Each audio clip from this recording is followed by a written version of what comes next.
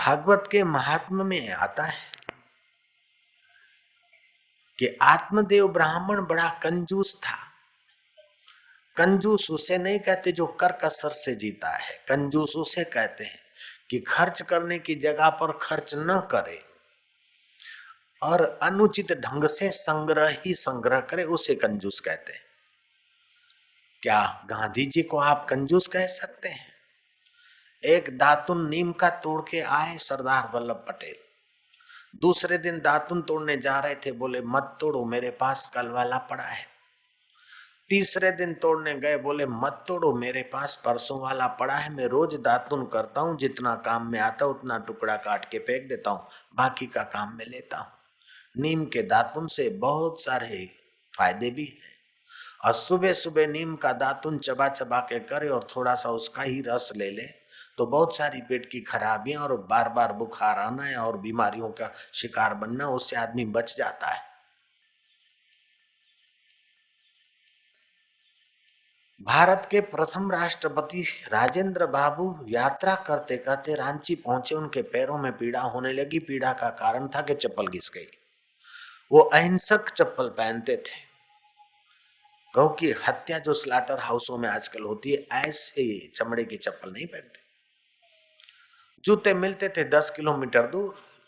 Secretary लाया जूता, चप्पल लाया। राजेंद्र बाबू ने पहरी, बढ़िया है। कितने की लाए? 19 रुपए की। अगले साल 11 रुपए, इस साल 19 क्यों? बोले 11 वाली भी है, लेकिन इसका जरा बाहर का थोड़ा शो है, टिप टाप है। बोले नहीं नहीं, वापस कर दो, मुझे 11 वाली चप्पल से चल जाता है तो 19 रुपए क्यों खर्चूंगा। ये 8 रुपए देशवासियों के आंसू पहुंचने में, उनकी सेवा में, गरीबों की सेवा में लग जाएंगे तो अच्छा होगा। चप्पल वापस देने गया राष्ट्रपति का सेक्रेटरी। राष्ट्रपति चिल्लाते हैं, ठहर ठहर, तू जाएगा आएगा, कार का पेट्रोल जलेगा। उस समय 15 आने में लीटर मिलता था, 14 ने 15 आने का लीटर, मतलब 90 पैसे का लीटर। 90-92 पैसे लीटर तो हमने भी खरीदा और मोटरसाइकिल भगाई थी। जयराम जी की बोलना पड़ेगा, ये कोई सुनी सुनाई बात नहीं, प्रैक्टिकल है। 1 रुपया 1 पैसा देते थे, 1 चंबू ऑयल और 1 लीटर पेट्रोल गाड़ी में थोड़ थोड़ थोड़ थोड़ भगाते थे। किसी को बोलना मत, हाँ, ये प्राइवेट बात मैंने तुमको बता दी जयराम जी की। तू जाएगा आएगा, पेट्रोल खर्च होगा। खैर, मेरा भाषण सुनने को जो लोग आए उनको ये चप्पल पकड़ा देना। कल उसी गांव के लोग बहुत सारे आते, बदला के ले आएंगे। क्या राजेंद्र बाबू को आप कंजूस कहोगे? हम उस बात पर राजी नहीं होंगे। कर कसर करना ये महानता की निशानी है। कर कसर करना ये बुद्धिमानी की और महानता की निशानी है। जो कण का और क्षण का कर कसर नहीं करता है, वो फिर महान चीज को कैसे पा सकता है। गांधी जी बहुत सारे खतों का उत्तर लिखते, खत पढ़ते जाते और चिट्ठियों में जो खाली कोरा कागज होता वो कैंची से काट के रखते जाते। सुशीला नायडू ने पूछा कि बापूजी टुकड़े टुकड़े क्यों काट रहे हैं? बोले इन्हीं टुकड़ों पर उनको उत्तर दे दूंगा तो कागज का पैसा बच जाएगा, कागज का खर्च बच जाएगा। घनश्याम बिरला के पुत्र दिवाली की रात को उसके ससुरे आए थे, मंगनी हुई। एक दिया सलाई, दूसरी दिया सलाई, तीसरी दिया सलाई हवा में बुझ गई। चौथी जलाकर दिया सलाई और मोमबत्ती जलाने जा रहे थे। पिता ने, घनश्याम बिरला ने जोर से थप्पड़ जमा दी। संबंधी पूछता है कि अपने मंगनी की हुए बेटे को क्यों थप्पड़ मारते हुए कहा? बोले 3-3 कांडी रो सत्यानाश की दो ब्रो, 3-3 कांडी, 3-3 दिया सलाई का सत्यानाश कर दिया। बोले थाने काई टोटो है, 1000 करोड़ तो व्हाइट मनी बोलता है ऑन पेपर, तो 2 नंबर का कितना होगा व्यापारी लोग जरा अनुमान लगाओ। तो तुम्हारे को हजारों करोड़ है, फिर 1-2-3 दिया सलाई जला दी या बिगाड़ दी तो क्या टूटा पड़ता है? बोले जो 3 दिया सलाई नहीं संभाल सकता है वो मेरी ये मिल्कत कैसे संभालेगा। गुजरात में कहावत है कि छास में माखण जाए અને વહુ ફુવડ કહેવાય। एक तो बगाड़ थाय અને વહુ ફુવડ કહેવાય। तो बिगाड़ करना ये कोई उदारता के लक्षण नहीं है। कर कसर कोड़ी की कर दे, और दान करना है तो लाखों का कर दे, व्यर्थ न जाए, बिगड़े नहीं। तो आत्मदेव करकसर वाला बुद्धिमान नहीं था, लेकिन कंजूस काकड़ी था। लोगों ने कहा कि तुम कंजूस हो, इसलिए भगवान ने भी तुमको संतान देने में कंजूसी बरती है। मनोवैज्ञानिक लोग बोलते हैं कि जो अति कंजूस होता है उसको कब्जियत की बीमारी होनी ही चाहिए। ये मनोवैज्ञानिक बात मेरे काम में आ गई। मेरे आश्रम में एक महंत रहता था, मैंने उनको मानताई दी उस इलाके उस जगह। तो उसने मेरे को कहा कि बापूजी मेरे को कब्जा, तो मैंने उसको जो भी प्राकृतिक इलाज में जानता था एक से एक उस पर प्रयोग किया, लेकिन मैं विफल हुआ। उसने कहा बापूजी कोई इलाज मेरे पर काम नहीं करता है। वो था धनाढ्य व्यक्ति, घर में था, तो फिर साधु बना, बड़ा कर कंजूस। कभी उसने भंडारा नहीं किया महंत बनने का भी, जयराम जी की न मैंने करवाया। मैंने उसको कहा कि देखो अब तुम ऐसा करो कि आश्रम के पास में जो गांव है आधे 1 किलोमीटर दूर, वहां के गरीब बच्चों को थोड़े से फल बांटो ताकि तुम्हारी मुट्ठी खुल जाए। जब मुट्ठी खुल जाएगी तो अंदर अचेतन मन भी अपनी मुट्ठी खोल देगा। जिसका मन बहुत बहुत कंजूस होता है उसका अचेतन मन सुबह का मसाला भी कंजूसी करके पकड़ रखता है, थोड़ा कम ही छोड़ता है। मनोवैज्ञानिक का ये कहना था। मेरे को आइडिया आ गई। मैंने उस महंत चंदीराम को कहा कि तुम आश्रम में तो कभी चाहिए नहीं, और आश्रम ने कभी चंदा मांगा नहीं, और कभी किसी सेठ की खुशामद की नहीं। जिसको गरज होएगी आएगा, सृष्टिकर्ता खुद लाएगा। ऐसा करके जंगलों में हमने उसकी कृपा का अनुभव किया। आज तक ये चंदा चोरी के चक्कर में हम नहीं पड़े। तो तुम्हारे से क्या मांगेंगे, तुम जैसे कंजूस से।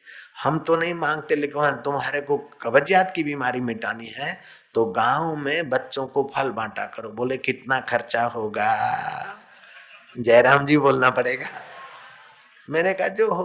फिर उस कंजूस ने क्या किया कि आश्रम में कई सेठ लोग आते हैं, तो होलसेल फ्रूट मर्चेंट को पकड़ा और होलसेल में फ्रूट मंगाया, फिर वही पकाता था। और जब केले या चीकू एकदम पक जाते और निकालने जैसे होते, वो भर के थैली में और बच्चों को देना शुरू किया। देता तो हाथ खुले थोड़े दिन में मेरे को बोला कि बापूजी आई एम ऑल राइट, मैं ठीक हो गया हूं। अभी भी वो जिंदे हैं महंत चंदीराम। तो कभी कभार मनोवैज्ञानिकों की बात भी महाराज प्रैक्टिकल प्रयोग करते तो सच्चाई के दर्शन करा देती। लेकिन इस बात पर मैं राजी नहीं हूं कि जिसको भी कब्जियत है वो कंजूस ही होगा, ऐसा मेरा मानना नहीं है। लेकिन कंजूसी के कारण कब्जियत हो भी सकती है, इस बात पे से भी मैं इनकार नहीं करता हूं। तो जिनको ये तकलीफ है वो समझ जाना। जय राम जी बोलना। नारायण हरि नारायण। लोगों ने बताया, जय जय श्री राम महाराज। लोगों ने बताया कि तुम अति कंजूस हो, इसलिए ईश्वर ने तुम्हारे घर में संतति नहीं दी, और तुम्हारे घर में जो वृक्ष है वो भी फलता नहीं, और तुम्हारी गऊ भी फलती नहीं, और तुम्हारी पत्नी भी फलती नहीं। तुम दान पुण्य करो। उन्होंने आधी संपत्ति दान पुण्य में लगाई, लेकिन न हुआ बेटा न हुई बेटी। आत्मदेव ब्राह्मण खिन्न हुए। घर में तो पत्नी की चलती थी, जरा बड़े घर की थी, अकल में जरा पति से थोड़ी तगड़ी थी, इसलिए रुबाब से चलता था उसका आज्ञा ऑर्डर। आत्मदेव ब्राह्मण उसके महणों से भी दुखी हुआ और परिस्थितियों के कारण भी दुखी हुआ। एक दिन घर से चल पड़े और जंगल में जा बैठे सरोवर के किनारे। कुछ भी हो, किसी साधु बाबा से आशीर्वाद लूंगा तभी जाऊंगा। एक संत आए और संत ने सरोवर से जल लिया, तनिक आराम किया। आत्मदेव ब्राह्मण ने प्रार्थना की कि महाराज, मैं जब स्नान करके तर्पण आदि करता हूँ पितरों के निमित्त, तो मेरे हाथ की अंजलि भी मानो पितरों के दुखद आंसुओं से गर्म सी हो गई, ऐसा मुझे प्रतीत होता है। मेरी पत्नी भी बांझ, मेरा वृक्ष भी बांझ, और मेरी गाय भी बांझ। महाराज मुझे आशीर्वाद दो कि मेरे घर में संतति हो। अपना दुखड़ा सुनाया मैंने, दान पुण्य वो किया, लेकिन कुछ हुआ नहीं। महाराज ने कहा कि छोड़ो, जब भगवान की जो मर्जी होगी, पुत्र होने से क्या होता है, तुम अपना भजन करो, मन भगवान में लगाओ। पुत्र होने से अगर मुक्ति होती तो पुत्र वाले सब मुक्त हो जाते, सब सुखी हो जाते। सगर राजा और अमुक अमुक राजाओं ने तो पुत्र के कारण ही दुख भोगे हैं। इसलिए पुत्र की ममता छोड़कर भगवान से ममता रखिए, चित्त में समता और प्रभु से ममता रखिए, इसी में कल्याण है। बोले महाराज मैं कथा सुनने को नहीं आया हूं। जय सिया राम। महाराज मुझे विवेक नहीं चाहिए, मुझे बैराग नहीं चाहिए, मुझे बेटा चाहिए, बेटा। अगर आप दे तो हो तो ठीक है, नहीं तो मैं यहीं मर जाऊंगा। महाराज ने देखा कि ये मुजरिम जरा ज्यादा बीमार है, इसका तो ऑपरेशन की जरूरत पड़ेगी। चलो समय अपने आप दिखाएगा। भगवान का स्मरण करते महाराज ने उसको फल पकड़ा दिया। ऐसी कथा भागवत में आती। फल लाए धुंधुकारी के पास। अब मानव का मन देखो कैसा है, फरियाद बना लेता है। धुंधुली ने फल लिया, सारी हकीकत जानी, वो अपनी बहन के आगे दुखड़ा रोने लगी। ब्राह्मण तो गए परदेश, लेकिन वो ब्राह्मणी सोचने लगी फल खाऊंगी, गर्भ रह गया, अगर जल्दी से समय सर नहीं आया तो मेरे क्या हाल होंगे, अगर टेढ़ा ही हो गया तो क्या हाल होंगे, और सचमुच में टाइम सर भी आ गया तो प्रसूति की पीड़ा तो बहुत बड़ी भारी है। और प्रसूति की पीड़ा में तो मुझे कई दिन आराम करने को कहेगी दाई, तो घर का काम कौन करेगा, मेरी ननद को बुलाना पड़ेगा, और वो है गरीब, और भाई बहन की आपस में बनती भी खूब है, तो वो घर का बढ़िया बढ़िया घी उठा के चली जाएगी, शक्कर उठा के चली जाएगी, बढ़िया बढ़िया घर का सामान लेके चली जाएगी, तो मैं कैसे रोकूंगी उसको। भाभियां बड़ी कड़ी नजर रखती है शादीशुदी ननद पर। जयराम जी बोलना पड़ेगा। हमें तो क्या है, कोई बात नहीं है, कन्या है, दो दो करेगी, मैं क्या देखूं, दे दो दे दो, लेकिन टेढ़ी आंख से सब देख लेगी, भाभी कोई कम नहीं होती है। जय सिया राम। नारायण हरि, माया बोलना पड़ेगा तुमको, नारायण हरि नारायण। बोले बाबा जी तुमको ये कैसे पता, कि हम छोटे बच्चे थे ना तो सारा ऑडिट करते थे। माया समझती ये बच्चा है अकल का कच्चा, लेकिन हम छोटे थे तब भी सारा ये खेल देखा करते थे। जयराम जी के। अब उसकी बहन कहती है कि देख तेरा पति तो परदेश गया, तू गर्भिणी होने का पड़ोस में नाटक कर ले, मेरे पेट में बालक है, 2-3 महीने हो गए, वो तुम्हारा पति आएगा, उसके पहले ही पहले शायद हो जाए, मेरे को बच्चा है, मैं तेरी गोद में रख दूंगा, मैं अपना बालक तेरी गोद में रख दूंगी, और तू ये शो कर देना कि मेरे को बालक हुआ है। बात रही मेरे पति को पटाने की, तो उसको थोड़ा धन दे देना। माया भी कांटेक्ट करना जानती है। जयराम जी की कभी कभार पति को बोलती कि 5,000 लल्लू की माँ से लाई हूँ, 2% ब्याज पे, होता खुद का है लेकिन लल्लू की माँ के नाम से दे देती है और ब्याज रोकड़ा करती रहती है। हाँ जयराम जी बोलना पड़ेगा।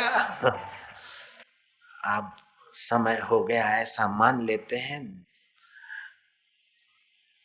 धुंधुली के गोद में उसकी बहन ने अपना बालक रख दिया। इतने में आत्मदेव ब्राह्मण आए, बड़े खुश हुए कि क्या विधाता की कृपा है। ब्राह्मणी ने वो फल तो गाय को खिला दिया था, गाय गर्भवती हो गई, महापुरुष का दृढ़ संकल्प। अब तो वृक्ष भी फलित हो रहा है, गाय भी फलित हो रही है, और तुझे भी भगवान ने फल दिया। वाह वाह, देने वाला देता है तो चाहूं और से देता है। धुंधुली बच्चा गोद में लिए हुए लाड कर रही थी। बहुत दिन के बाद आया, मेरे शरीर से भरण पोषण हुआ, और नाम तुम्हारा क्यों रखूंगी, नहीं रखूंगी ना, मेरे नाम से तेरा नाम रखूंगी। मेरा नाम धुंधुली तो तेरा नाम धुंधु काली, तेरा नाम धुंधु काली, धुंधु काली धुंधु काली। अब बुनियाद में ही बेईमानी शुरू हो गई। जयराम जी बोलना पड़े, मेरा नाम धुंधुली, तेरा नाम धुंधु काली धुंधु काली। अब वो धुंधु काली दिन दूना रात चौना बड़ा होता गया। थोड़े ही दिनों में तो गाय के गर्भ से बालक हुआ, उसका नाम गोकर्ण रखा गया, क्योंकि उसके गाय जैसे कान थे। गोकर्ण धर्मात्मा सज्जन था और धुंधुकारी दुष्ट निकला। जो जो बड़ा होता गया उपद्रव उसके बढ़ते गए। पड़ोस के बच्चों को पकड़कर कहीं बावड़ी में धक्का मार दे, कुओं में डाल दे, बाप सोया है तो उसके कान में सलाई भोंक दे। 4 प्रकार के पुत्र होते हैं। अगले जन्म का वैरी होता है, वो अपना बदला लेने को बेटा होकर आता है। कोई अगले जन्म का लहनेदार होता है, अपना ले ला के शादी शुदी करके माल हड़प करके रवाना हो जाता है। कोई अगले जन्म का सेवक होता है तो साथ में रहता है, सेवा करता है। और कोई उदासीन होता है तो न तंग करता है न कुछ सेवा करता है। ऐसे 4 प्रकार के प्राणी पुत्र के रूप में आते हैं, वैरी, लहनेदार, सेवक और उदासीन। अब किसका पुत्र कैसा है, दिल पे हाथ रख के समझ लेना और भगवान को कहना कि भाई तो ये कब कर जा चुके। जयराम जी बोलना पड़ेगा। किसी का लहनेदार पुत्र देखकर अपने सेवक पुत्र का अभिमान मत करना कि मेरा बेटा देखो सेवा करता है। अरे वो अगले जन्म का कोई तुमने सेवा की होगी सेवक। किसी का सेवक पुत्र देखकर अपना वेरी या लहनेदार बेटे को देखकर छाती मत कूटना। बीत गई सो बीत गई, तकदीर का शिकवा कौन करे। जो तीर कमान से निकल गई उस तीर का पीछा कौन करे, क्यों करे, कब तक करे। जैसे सरजू महारानी में वो धूल भी बहती जाती है और फूल भी बहते जाते हैं, ऐसे समय की धारा में सुख और दुख, अनुकूलता और प्रतिकूलता बहती चली जा रही है। तू कब तक रोएगा, कब तक दुख मनाएगा, कब तक अपने भाग्य को कूटेगा। न खुशी अच्छी है न मलहाल अच्छा है, यार तू जिसमें रख दे वो हाल अच्छा है। न हमारी आरजू है न जुस्तजू है, हम राजी उसमें जिसमें तेरी रजा है। अपना पुरुषार्थ करो, उद्योग करो, प्रयत्न करो, लेकिन परिणाम में संतुष्ट रहने की कला सीख लो। आदमी आते भी रोता है, जाते भी रोता है। जब रोने का वक्त नहीं होता तब भी अज्ञान दशा के कारण कम वक्त रोता ही रहता है, फरियाद करता रहता है। तू फरियाद मत कर, तू धन्यवाद दे कि पुत्र ऐसा है इसलिए भगवान तेरे चरणों में आने का अवसर मिला है। पत्नी अगर गड़बड़ करती है तो धन्यवाद दे तुकाराम महाराज की, नहीं कि भगवान तेरी कृपा है, नहीं तो आसक्ति में फंस जाता। पत्नी अगर ठीक बहुत बढ़िया चल रही तो भगवान तेरी कृपा है, झंझट इसने संभाला है तभी मैं भजन कर पाता हूँ। अगर पत्नी चली गई है तो नरसिंह मेहता की नहीं कहते कि भगवान तेरी कृपा है, 2 चूड़ियां होती तो खटखट होती है, भलू थयु भागी जंजाल, सुखे भजी सुश्री गोपाल। ऐसे पति पत्नी कुटुंबी चला गया तो उसके लिए छाती कूट कर रो मत, उसके लिए श्राद्ध करो, गीता के साथ में अध्याय का महात्म्य पढ़ो, फिर पाठ करो, उसका पुण्य कर्म उनको दो। जप करो, अखंड कीर्तन करो, रामायण भागवत का पाठ रखाओ।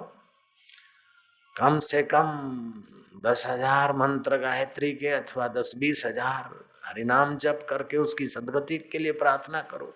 ये तो करो, लेकिन हाय रे हाय मुन्ने की माँ तू चली गई, अब मेरा क्या होगा। उसकी मौत खराब हो रही, तेरा खाना खराब हो रहा है। एक सेठ ने आश्रम में भोजन होता है, रात को कढ़ी खिचड़ी बनती है, शाम को जरा सी कढ़ी की चम्मच मुंह में डाली और आंखों में से पानी।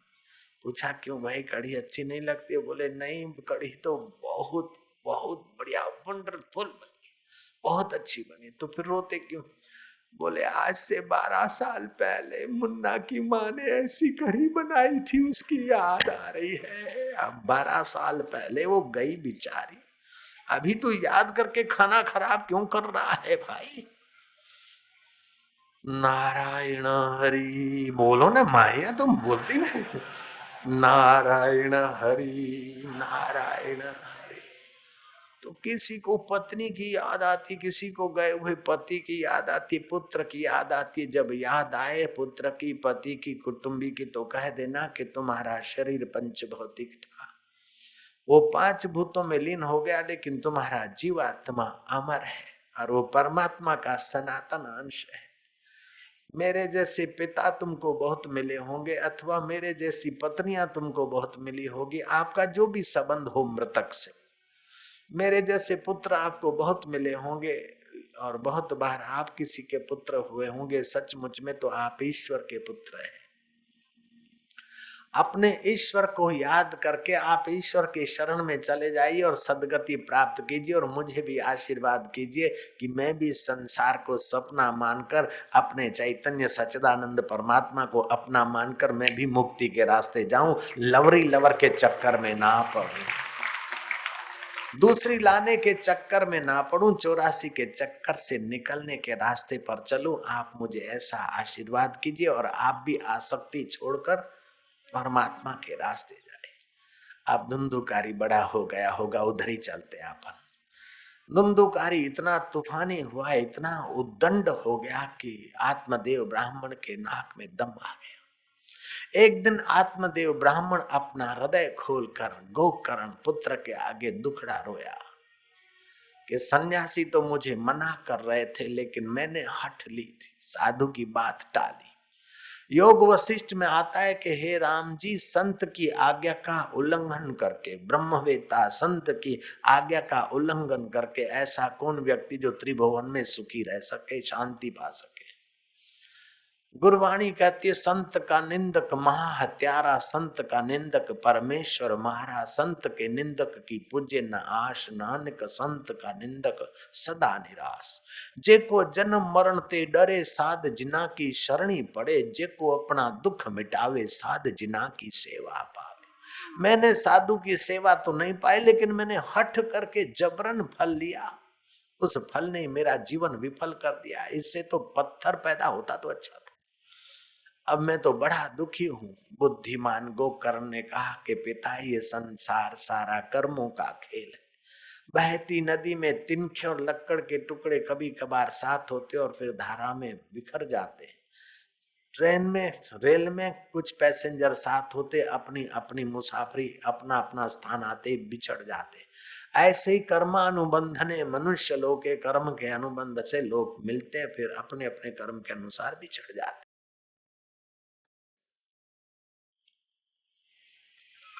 रहीमन कहाँ लगी रोइए, हंसिए कौन विचार, गए सो आवन को नहीं, रहे सो जावन हार। कोई गया तो आने वाला नहीं, कब तक रोएगा, जो है वो भी जाने वाले। रोना और हंसना क्या, ये तो स्वप्न है। अब पुत्र कुपुत्र हुआ है तो आप दुख करके क्या करोगे। हे पिता, आप वैराग्य में ही राग करिए, कुटुंब में राग मत करिए। ये देह क्या है, हड्डी क्या, दो खड़े हड्डियां, कुछ आड़ी हड्डियां और कुछ मांस, और वो रगों से बंधा हुआ। ये तो विधाता ने बड़ी कृपा की है कि उसके ऊपर चमड़े का कवर चढ़ा दिया, नहीं तो मक्खियां बिन बिन आती, बड़ी बदबू और दुर्गंध दिखती, क्या बुरा हाल होता। वेद व्यास जी महाराज ने कहा, अगर काम से बचना हो तो शरीर को मन से, चमड़ी बिना का देखो तो काम विकार से बचने में मदद मिलेगी। स्त्री पुरुष के शरीर को, पुरुष स्त्री के शरीर को मन से ही चमड़ा हटा कर देखे तो क्या भरा है, अथवा बीमार शरीर को देखो तो क्या भरा है। क्रोध से बचना है तो भोजन चबाकर करो, और जब भी क्रोध आए तो हाथों की उंगलियों को गद्दी पर लगाओ, अर्थिंग मिल जाए। और शांत रहने का प्रयास करो, ओम शांति जप करो, क्रोध के विकार से बचोगे। लोभ से बचना है तो आय का 5वां हिस्सा नहीं तो 10वां हिस्सा सत्कर्म में लगाओ। अहंकार से बचना हो तो अपने से बड़ों के आगे रहा करो। धन का अहंकार से बचना हो तो बड़े बड़े धनी आज कहाँ है, धरती पर कितने बड़े धनी आए। सौंदर्य के अहंकार से बचना तो बड़ी बड़ी सुंदरिकाएं, जगत विश्व विख्यात सुंदरियां, विश्व सुंदरियां भी चली गई तो तुम्हारा हमारा सौंदर्य कब तक। एक एक विकार से बचना है तो ऐसा प्रयास करो, लेकिन सब विकारों से एक साथ बचना है तो एतत् सर्वम गुरुर भक्त्या। ये सारे के सारे दोषों से निवृत्त होना हो तो ब्रह्मज्ञानी गुरुओं का सानिध्य पाओ तो साथ में ही सारे दोष निवृत्त हो जाएंगे। एतत् सर्वम गुरुर भक्त्या। हे पिताश्री, आप इस शरीर में राग न करें, कुटुंब में राग न करें। वैराग्य राग रसिको भव भक्ति निष्ठा। वैराग्य में ही राग करे, भक्ति निष्ठ बने, इसी से आपका उद्धार होगा। गोकर्ण की सही बात सुनकर आत्मदेव ब्राह्मण गंगा किनारे चले गए, कुटिया बांध कर रहने लगे। भगवान के नाम का जप करते और श्री भागवत के 10वें स्कंद का पाठ करते और मन श्री हरि में लगाकर अपना जीवन धन्य किए। गोकर्ण यात्रा करने को निकल गए। धुंधुली और धुंधुकारी जो घड़ी भर पहले तो कहे मेला बेटा लेखा। जो प्रेम परमात्मा को करना चाहिए, जो भरोसा ईश्वर पर रखना चाहिए, वो भरोसा अगर बेटे पे किया तो जरूर दुख देगा। ये प्रकृति का अकाट्य सिद्धांत है। जयराम जी बोलना पड़ेगा। जो उम्मीदें ईश्वर पर करना चाहिए, वो उम्मीद अगर किसी दोस्त पर की तो वो दोस्त जरूर धोखा देगा। जो आधार ईश्वर का लेना चाहिए, वो आधार अगर 2 नंबर पैसों का लेंगे तो वो 2 नंबर के पैसे भी दुख देते हैं। पैसे चाहे 1 नंबर के रखो, 2 नंबर के रखो, कहाँ रखो, इससे मेरा कोई ज्यादा आग्रह नहीं है। लेकिन मेरा आग्रह यह है कि पैसों का या मित्रों का भरोसा करो, लेकिन ईश्वर से बढ़कर किसी पर ज्यादा भरोसा न करो। ईश्वर के नाते सबसे व्यवहार करो, लेकिन सबके नाते ईश्वर को दाव पर मत लगाओ। जय राम जी की। जयराम जी तो बोलना पड़ेगा। जो आधार परमात्मा पे रखना चाहिए, वो आधार अगर बच्चे पर रखा तो सच कहता हूं कि उन्हीं बच्चों ने उन माँ बापों को धोखा दिया। मेरा बेटा बड़ा होगा, शादी करेगा, बहू लाएगा, मैं पानी मांगूंगी तो दूध पिलाएगी बहू रानी। लेकिन दूध पिलाने के साथ साथ कटु वचन का जहर कितना पिलाती है, उन सासुओं से पूछा करो। हाँ, जयराम जी बोलना पड़ेगा। मेरा बेटा बड़ा होगा, कमा के खिलाएगा, कमा के खिलाए, उसके पहले धक्के कितना खिलाता है पूछ के देखो उन पिताओं से जिन्होंने बेटों पर भरोसा रखा।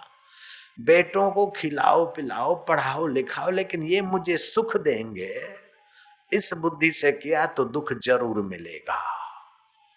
ये मेरे सहारा है तो ये बेसहारा जरूर करेगा।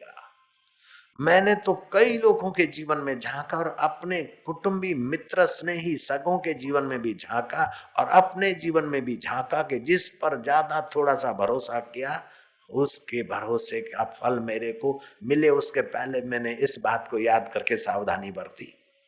इसलिए मैं बड़ा खुश रहता हूं इन 2 वचनों से। जिन जिन पर भरोसा विशेष किया, उन लोगों ने जो व्यवहार किया, मुझे याद है कि वाह, तेरा कायदा खाली गृहस्थियों पर नहीं, खाली साधुओं पर नहीं, खाली हिंदुस्तान पर नहीं, सारे विश्व में तेरा एक ही कायदा है। देश देश के अपने कायदे होते हैं, समाज समाज के अपने कायदे होते हैं, लेकिन ईश्वरीय कायदा सारे विश्व में एक ही है। जयराम जी की। प्रकृति का कायदा सब जगह एक जैसा चलता है, चाहे देसी करे, चाहे विदेशी करे, चाहे लेडी करे, चाहे लेडी का बाप करे, चाहे लेडे का बाप करे, चाहे गुजराती का बाप करे, चाहे गुजराती का बेटा करे, सिंधी का बेटा करे। ये ईश्वरीय नियम का उल्लंघन जिसने किया है उसने थप्पड़ खाई है, खाई है, खाई। जमाई मेरा बड़ा अच्छा है, मेरे को सुख देगा। उन्हीं जमाई ने ससुर की मिलकत हड़प की और अग्नि संस्कार भी ठीक से नहीं करने दिया। ऐसे भी केस है।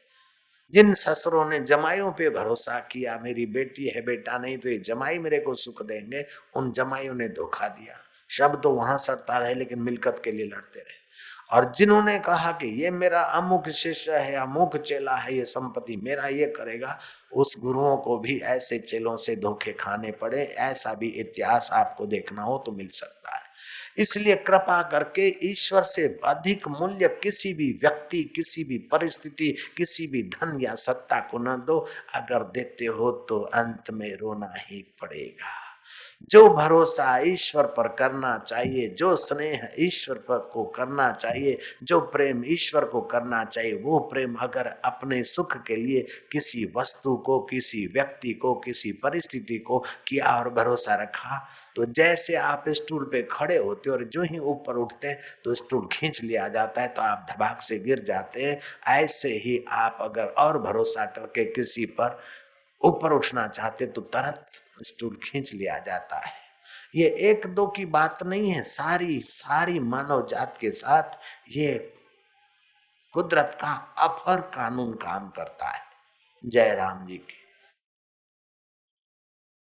ठीक कहा है। कबीरा यह जग आए के बहुत से कीने मीत, जिन दिल बांधा एक से वे सोए निश्चिंत। ईश्वर के नाते बच्ची को पढ़ाओ लिखाओ, लेकिन बेटी बड़ी होगी और सुख देगी, नाम निकालेगी, हमारा नाम करेगी। नाम करने के लिए जो बेटी को पालती पोसती हो, वो बेटी नाक काटे बिना नहीं रहेगी। मेरे को सुख देगा बेटा, इस भावना से बेटे को पाला पोषा, तो वो बेटा दुख दिए बिना नहीं रहेगा। और ये मित्र मुझे काम आएगा, मित्र मुझे काम आएगा, खुशामद खोरी करते रहे तो मित्र धोखा दिए बिना नहीं रहेगा। जयराम जी की। उसका मतलब ये भी नहीं कि सारे मित्र धोखा देते या सारी बेटियां बेटा ऐसा होते, नहीं। बेटी बेटा मित्र काम भी आते करते, लेकिन उन्हीं लोगों को फायदा देते हैं जो लोकेश्वर का नाता जोड़े रखता है। उनका बेटा तो क्या, 1000 बेटा उनकी सेवा करने को हाजिर हो जाते हैं, हजारों मित्र उनके साथ हो जाते हैं जो ईश्वर के साथ अपना नाता बनाए रखता है। मैग्नेट, 1-2 किलो का मैग्नेट किसी प्लेट को पकड़े और प्लेट ने बहुत सारे सूक्ष्म लोहे के कण थाम रखे। लोहे के कणों को थामने का सामर्थ्य प्लेट में तब तक है, लोहे के कण तब तक उस प्लेट को चिपके हुए हैं जब तक वो मैग्नेट से जुड़ी है। ऐसे ही तुम्हारी मति परमात्मा रूपी मैग्नेट से जुड़ी है, तो लोक रूपी लोहे के कण तुम्हारे से जुड़े रहेंगे और तुम्हारी मति ज्यों उस परमात्मा मैग्नेट से विमुख हुई तो तुम्हारे अपने भी पराये हो जाएंगे। बिल्कुल पक्की बात है। जयराम जी, बोलना ही पड़ेगा, चाहे मुसलमान हो, चाहे ईसाई हो, चाहे नास्तिक का बाप हो, जयराम जी बोलना ही पड़ेगा।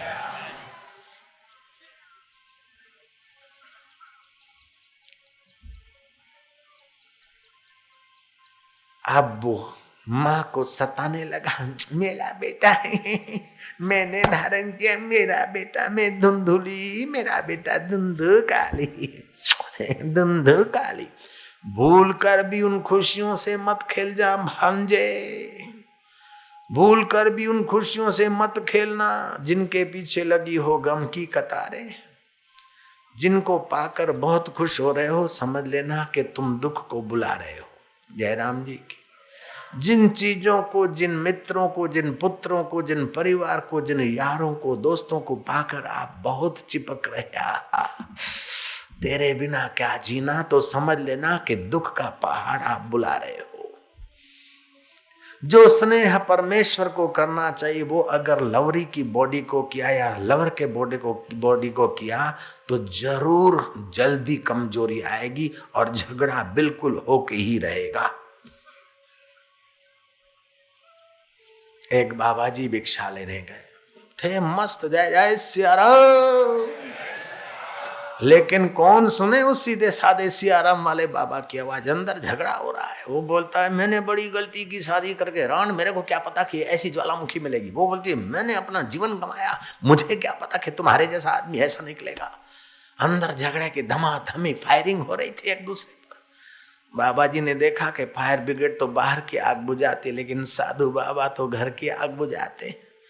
अब रोटी का टुकड़ा मिले चाहे न मिले, इन बेचारों को तो शांति मिलना चाहिए। बाबा जी ने खटखटाया दरवाजा, जय जय सिया राम। सुनते नहीं भाई, क्या बात है, नारायण हरि। दरवाजा खुला, दोनों पति पत्नी झगड़ रहे थे। माई आई, बोले बाबा मैं तो लुट गई, बाबा मेरी तो जिंदगी बर्बाद हो गई। बोले बिटिया क्या हुआ? दुखी आदमी को बेटा या बेटी अगर कोई बुजुर्ग साधु कहता है तो उसका दुख और उभरता है। वो आंसू बहाती हुई बाबा को कहती, बाबा मैं तो लुट गई, बाबा मेरा तो कोई नहीं दुनिया में। बाबा हम कॉलेज में जाते थे, ये मेरे को बोलते थे चंद्रमुखी है तू चंद्रमुखी। एक रात में 2-2 चांद खिले, एक घूंघट में एक बद्री में। बद्री का चांद तो सबका है, घूंघट का चांद तो अपना है। मुझे चंद्रमुखी बोलता था बाबा। हमारा लव मैरिज हुआ, मेरी माँ ने रोका, मेरी भाभी ने रोका, मेरी छोटी बहन ने रोका, बड़ी बहन ने भी मेरे को बहुत समझाया, लेकिन बाबा मैं अंधी हो गई। मैंने रजिस्टर मैरिज पर सिग्नेचर कर दिया। सिग्नेचर तो क्या करा, अपने जीवन में एक छुरा भोंक दिया बाबा मैंने। शादी हो गई, साल भर बीता न बीता, मेरे को बोलता है कि राण तू तो सूर्यमुखी है, सूर्यमुखी है राण तू सूर्यमुखी। बाबा वो चंद्रमुखी कहने वाला अब मुझे सूर्यमुखी कहने लगा। मैं घूंट भर भर के जीती और कोने में रोती और आंसू बहाती, क्योंकि कुटुंब के साथ भी मेरा नाता टूट गया था। कुल खानदान की मर्यादा को तोड़कर हमें काम में अंधे होकर लव मैरिज कर डाला हमने। अब कुटुंबी के क्या मुंह ले जाऊं बाबा, मैं कोने में आंसू बहाती जीवन घसीटती आई। बाबा ये तीसरा साल है, मेरे को बोलता है राण तू तो ज्वालामुखी है, तू तो ज्वालामुखी है बाबा, मुझे तो तीर चुभते हैं, मैं क्या करूं। बाबा ने कहा महाराज इस उल्टा के चक्कर में मत आइयो, मेरी जिंदगी बर्बाद हो गई। महाराज तुम सुनो, जय सियाराम मत करो। महाराज मैं कॉलेज में नहीं जाता तो मेरे को दूसरे दिन बोलती प्राणनाथ तुम नहीं आते तो रिसेस में पानी की घूंट भी मैं नहीं पीती हूं, प्राणनाथ। बाबा जी शादी हुई, एक आध साल बीता न बीता, मैं खाली प्राणनाथ में से नाथ हो गया कि नाथ रोटी वहां पड़ी और सब्जी बना लीजिए, जय सिया राम। नाथ सब्जी धरी है, रोटी बना लीजिए और बर्तन मांज लीजिए, वो तो चली नौकरी। साल भर बीता न बीता, प्राणनाथ में से मैं अकेला नाथ हो गया। और बाबा जी अब मैं क्या कहूँ आपको, मुझे ये घर का चोरा भी संभालना पड़ता है, बच्चे को भी मैं संभालूं और उसकी गंदगी भी मैं साफ करूं, उसके कपड़े भी मैं बदलूं, नौकरी भी करता हूं और ये सहेलियों के साथ कभी क्लब में कभी इधर कभी उधर। बाबा जी अब तो मैं प्राणनाथ में से अकेला नाथ बचा था, आंसू बहाकर जिंदगी बिता रहा था, अब तो मुझे अनाथ कर दिया महाराज, मैं तो मर गए। रे young person says life is full of Joy but wise person says life is full of sorrow. जवान समझते कि जिंदगी मजा लेने के लिए है, लेकिन जो मजा जहां से मिलता है उस अंतर्यामी ईश्वर से विमुख होकर हाड़ मास से मजा लिया, ठोकर खानी ही पड़ेगी। ये उन लवर लवरी की कथा कहानी नहीं है, आप और हमारे जीवन की गाथा है। जयराम जी की सावधान रहिए, कर्म करने में सावधान और परिणाम भोगने में संतुष्ट रहना चाहिए। पहले जो कर्म किए उसका परिणाम भुगत रहे, संतुष्ट होकर भोग लीजिए, लेकिन नया कर्म करने में सावधान, कहीं आसक्ति से चिपक तो नहीं रहे, कहीं सर्वाधार का आधार छोड़कर इस खिलौनों पर आधार तो नहीं रख रहे। मेरा बेटा मुझे सुख देगा, मेरी बेटी मुझे सुख देगी, मेरा यार मुझे सुख देगा। अरे तू काहे को कंगाल बनता है, तेरा सुख स्वरूप तेरा राम, तेरा अंतर्यामी प्रभु तुझ में है, जो सुख नित्य प्रकाश विभू, नाम रूप आधार, मति न लखे जो मति लखे, सो तू शुद्ध अपार। तेरा शुद्ध सुख ले, दिले तस्वीरें हैं यार, जब की गर्दन झुका ली और मुलाकात कर ली, ऐसा सुख पाने की कला तू किसी सत्पुरुष से सीख ले, जब गोता मारे तब आनंद। सुबह होता है भीख मंगो की नाई कटोरा लेकर टकराते रहते, मिस्टर कहता है मिसिस सुख देगी, मिसिस कहता है मिस्टर सुख दे, बेटा कहता है बाप सुख दे, बाप सोचता है बेटा सुख दे, देरानी कहती जेठानी मुझे सुख दे, जेठानी कहती देरानी मुझे सुख दे, आपस में टकराते लेते लड़ते रहते। भाई साहब सुख लेने की चीज नहीं, सुख मांगने की चीज नहीं, सुख देने की चीज है। दूसरे को सुख देना शुरू कीजिए कृपानाथ, सुख लेने की भिख मंगाई को छोड़ दीजिए। जो सुख देने के रास्ते चलता है वो सुख का दाता होता है, उसका सुख का झरना अंतर्यामी प्रकट कर देता है और वो सुखी रहता है। और जो सुख मांगता फिरता है वो भिखारी दुखी ही रहता है। सुख लेने की चीज नहीं, खबरदार हो जाओ। पत्नी से, पति से, मित्र से, कुटुंब से, किसी से सुख लेने के लिए व्यवहार न करो, सुख देने के लिए व्यवहार करो। मान लेने के लिए व्यवहार मत करो, मान देने के लिए व्यवहार करो। जो मान का दाता है और सुख का दाता है वो अपमानित कैसे होगा। श्री रामचंद्र जी मान की भीख नहीं मांगते, मान के दाता है। रामचंद्र जी सुख की भीख नहीं मांगते, सुख के दाता है। कृष्ण सुख की भीख नहीं मांगते, सुख के दाता है। संत महापुरुष जो उच्च कोटि के माने जाते हैं उन्होंने यही अनुकरण किया है। उन्होंने सुख और मान मांगा नहीं है, सुख और मान दिया है। एक लॉजिकल सिद्धांत है कि आप जो चीज देते हो वो वहां जाकर आपके पास ही आकर पड़ी रहती है। बिल्कुल सीधी बात। ये कानून जड़ चेतन सबके ऊपर अपना साम्राज्य चला रहा है। गुलाब का फूल गुलाबी क्यों है कि उस सूर्य के 7 रंग आते वो गुलाबी रंग देता है, उसी के पास गुलाबी रंग रहता है। पत्ते हरे क्यों हैं? जो साइंस पढ़े वो इस बात को मानते जानते। पत्ते हरे क्यों हैं कि वो हरा रंग देते हैं, इसलिए हरापन उनके पास रह गया। कोई चीज काली क्यों है कि वो काली माँ देती इसलिए वो काली है। और ये कपड़ा श्वेत क्यों है, रुई श्वेत क्यों है? सफेदी देते हैं तो सफेदी रह जाती है। आप जो भी देते हो आपके पास वही रह जाता है। इसलिए आप सुख देते जाइए, मान देते जाइए। सुख लेने की बेवकूफी आप हम छोड़ दें, मान लेने की इच्छा छोड़ दें। मान पुड़ी है जहर की, खाए सो मर जाए, चाह उसी की राखता वो भी अति दुख पाए। जो चाह रखते मान की, उनको मान मिलता है तो कम लगता है, और चाहिए और चाहिए। और कहीं कम मिला तो परेशान हो जाते, और ज्यादा मिल गया तो और ज्यादा चाहिए, या तो अहंकार हो जाता है। लेकिन जिनको मान की चाह नहीं, उनको स्वाभाविक मान मिल गया तो ईश्वर का प्रसाद है, और अपमान मिल गया तो ईश्वर की मौज है, प्रसाद है। पूरे हैं वे मर्द जो हर हाल में खुश हैं, मिला अगर माल तो उस माल में खुश है, हो गए बेहाल तो उसी हाल में खुश हैं, कभी ओढ़े टाट तो कभी बाट में खुश है। पूरे हैं वे मर्द जो हर हाल में खुश है। जीवन जीने की कला सीख लो। जैसे सूरज अंधेरे को खोजने जाए तो सूरज को अंधेरा नहीं मिलता, ऐसे आप इस ईश्वरीय सिद्धांत को पकड़ लीजिए, फिर आप दुख को खोजेंगे, दुख आपको नहीं मिलेगा। अपमान को खोजोगे, आपको अपमान नहीं मिलेगा। भले आपके परपुट गैर हाजिरी में लोग तुम्हारे लिए कुछ का कुछ बकते हों, लेकिन तुम्हारा व्यक्तित्व तो उनके सामने खड़ा होते ही तुम्हारे निंदक भी तुम्हारा दीदार करके तुम्हारी जय घोष किया बिना नहीं रहेंगे। ये बिल्कुल पक्का सिद्धांत है। काहे को घबराते हो? 2-4 व्यक्तियों ने निंदा की, सुकड़ मर रहे हो। 5-25 आदमी ने होय होय कर दिया तो डर रहे हो। आप अपना सिद्धांत पर रहिए। सारी दुनिया के उल्टे होकर लोग टंग जाए, लेकिन आप उस ब्रह्म परमात्मा में प्रतिष्ठित रहिए, आपका बाल बांका भी नहीं होगा।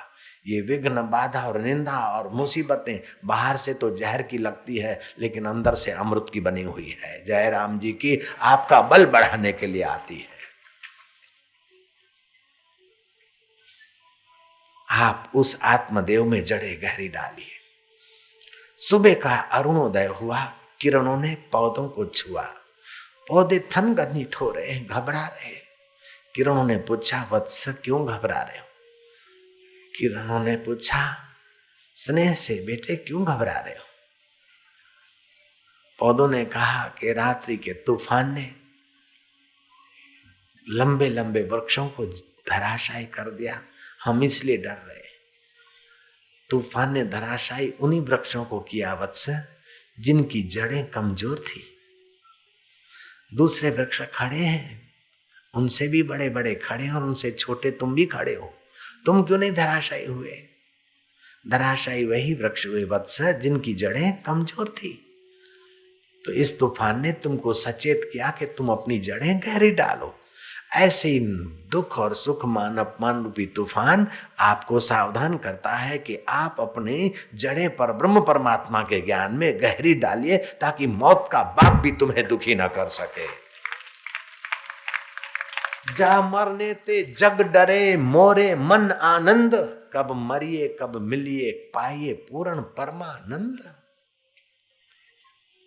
मौत एक पड़ाव है। जैसे शिव मंदिर में, राम मंदिर में सीढ़ियां चढ़ी जाती है, ऐसे ही जीव को पर ब्रह्म परमात्मा की यात्रा करने तक कई जन्मों की सीढ़ियां चढ़नी पड़ती है। जैसे कच्चे घड़े को नेवा में तपाया जाता है, ऐसे ही जन्म और मृत्यु प्रकृति की व्यवस्था है आपको तपाकर मजबूत करने के लिए। जैसे दिन के पीछे रात की आवश्यकता है, ऐसे जीवन के बाद मौत की आवश्यकता है। मरने से क्यों डरो? और मरने से डरने से, कोई मरने से डरने वाला मौत से बचा है क्या? निर्भव जपे सकल पौ मिटे, संत कृपाते प्राणी छुटे। मरो मरो सबको कहे, मरना न जाने कोई, एक बार ऐसा मरो कि फिर मरना ना होई, सियावर रामचंद्र की। सजाग होकर मरो। सुकरात को जहर दिया जा रहा है।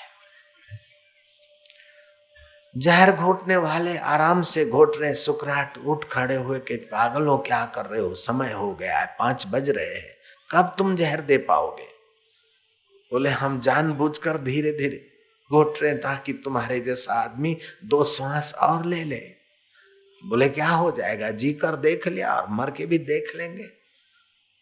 अब 2 श्वास ज्यादा लेने से क्या फर्क पड़ता है और कम लेने से क्या फर्क पड़ता है? जल्दी करो, लाओ, समय हो गया है। जैसे कोई शरबत का प्याला पिए, ऐसे सुकरात ने जहर का प्याला पिया।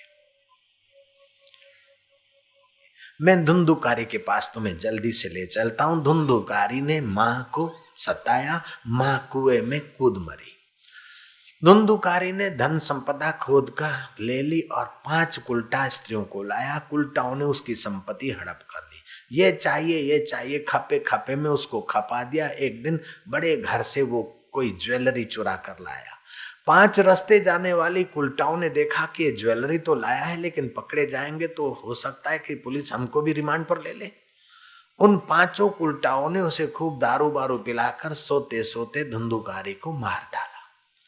खोद कर घर को, उस जमाने टाइल्स आदि नहीं लगती थी, लिपण के जमाने, घर को खोद कर उसको गाड़ दिया और 5 उल्टा संपत्ति लेकर चली गई। धुंधुकारी प्रेत बनकर अपने घर में भटकने लगा। भागवत की कथा का हिस्सा सुना रहा हूं, आत्म विभाग का। कुछ दिनों के बाद गोकर्ण अपने घर में आया, एक भयानक छाया पुरुष। देखते देखते कभी देव रूप हो जाता है, तो कभी बघेड़ा हो जाता है, तो कभी अग्नि रूप हो जाता है। वो जपी तपी गोकर्ण घबराए नहीं, लेकिन पूछा कि तुम कौन हो? आखिर अकाल मृत्यु पाए हुए कोई प्रेत हो क्या? बोलते क्यों नहीं हो? फिर भी कोई आवाज नहीं आया। धुंधुकारी का प्रेत शरीर बोलने की काबिलियत ही नहीं रखता था। गोकर्ण ने हाथ में अंजलि में जल लेकर भगवान नाम जप कर उस प्रेत छाया पर दे मारा, कुछ उसके पाप कटे। तब उसने कहा कि भैया मैं तुम्हारा वो पापी अभागा भाई हूं धुंधुकारी, मैंने बहुत दुख पाए हैं। प्यास लगती तो मैं पानी के नजीक नहीं जा सकता हूँ। लोग एकी मेकी करते, लघु शंका करते, वहां सुनकर अपनी तृप्ति अनुभव करता हूँ। भाई मेरा हृदय तप रहा है, मैंने बहुत दुख भोगे। धुंधुकारी की दुखद वार्ता सुनकर गोकर्ण ने कहा कि मैंने के मुख से सुना है, शंका थी कि तेरी कहीं मृत्यु हो गई। मैंने पिंडदान भी किया गया जी में, और गंगा जी में तर्पण भी किया।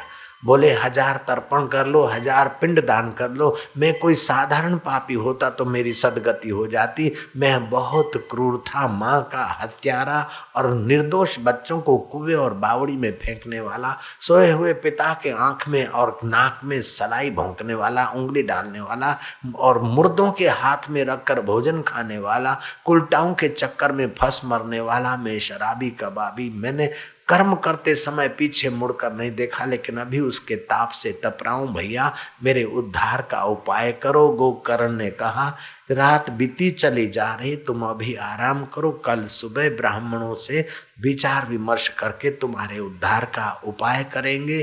ब्राह्मणों को बुलाया गया। ब्राह्मणों ने इस क्रूर पाप का प्रायश्चित, इस भयानक योनि से उद्धार का उपाय जताने में असमर्थता व्यक्त की। आखिर एक बुद्धिमान ब्राह्मण ने भगवान सूर्य का आवाहन किया। ये सूर्य जो तप रहे हैं वो नहीं, ये सूर्य का आदि भौतिक स्वरूप है, दूसरा आध्यात्मिक स्वरूप जो प्रकट होता है उसको। सूर्य नारायण ने कहा कि भगवत कथा कराई जाए। भगवत कथा का आयोजन हुआ और बांस में उस प्रेत का आवाहन किया गया। एक एक दिन की कथा से बांस की एक एक गांठ खुलती गई। 7वें दिन वो देव देही पाकर सदगति को प्राप्त हुआ। अब सवाल उठता है कि बाबा जी और लोग भी तो कथा सुन रहे थे, सबके लिए विमान क्यों नहीं आया? सब विमान के लिए कथा नहीं सुन रहे थे, वो तो उपवास रखकर कथा सुन रहा था। प्रेत योनि से सदगति हो और स्वर्ग में जाने की भावना से सुन रहा था। भागवत कल्प ध्रुम है। भगवत कथा जिस भावना से, जिस कामना से सुनी जाती है, वह भावना, वह कामना पूरी होती है। अगर भगवत कथा सुनने से सबके लिए विमान आए तो फिर इतनी गिराकी कभी नहीं हो सकती है। जय राम जी। कथा सुनो और विमान में चले जाओ तो कुटुंबी आने नहीं देंगे और आपके पैर भी इधर नहीं आएंगे। तो भगवत कथा तो अपने भाव के अनुसार फल देती है। भगवत कथा में एक एक कदम चलकर आते हो कर्म योग करने का फल होता है। भावना से बैठकर सुनते हो भक्ति योग का फल फलित होने लगता है। और कथा में तो सहज में ही ज्ञान वर्षा होती है, ज्ञान योग का फल होता है। अश्वमेघ 1000 कर ले, बाज पे सैकड़ों कर ले, लेकिन भगवत कथा के आगे उनका 16वां हिस्सा भी पुण्य नहीं माना गया। वे बड़ भागी हैं जो 1000 कदम चलकर भगवत कथा में आते हैं। वे बड़ भागी के जो औरों को भी लाते हैं, और वो उनसे भी बड़ भागी हैं जो भगवत कथा सुनकर अपना दिल भर में लगा देते हैं। हरि ओम।